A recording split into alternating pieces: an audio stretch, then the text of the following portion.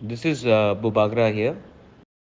I am appealing to everyone, मैं सबको appeal कर रहा हूँ गंड तेसा में काम रहो।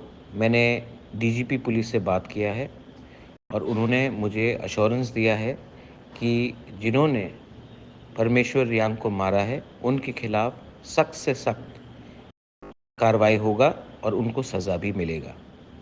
और ऐसा सज़ा मिलेगा कि सब लोग जानते हैं कि बाद में कोई भी किसी को मारने से 2 बार सोचेगा। मैं अपने रियांग, अपने तिपरासा लोगों को, अपने ब्रू लोगों को अपील करना चाहता हूँ कि प्लीज़ इस समय शांति रखो। मैं खुद आऊँगा गंडतोइसा और आपसे मिलूँगा और आपको सपोर्ट करूँगा, लेकिन वायलेंस से कुछ नहीं मिलेगा।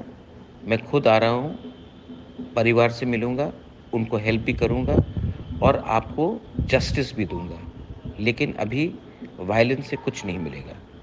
मैं आ रहा हूँ, शांति रखो। I will be there for my Tiprasa, for my Bru people all the time.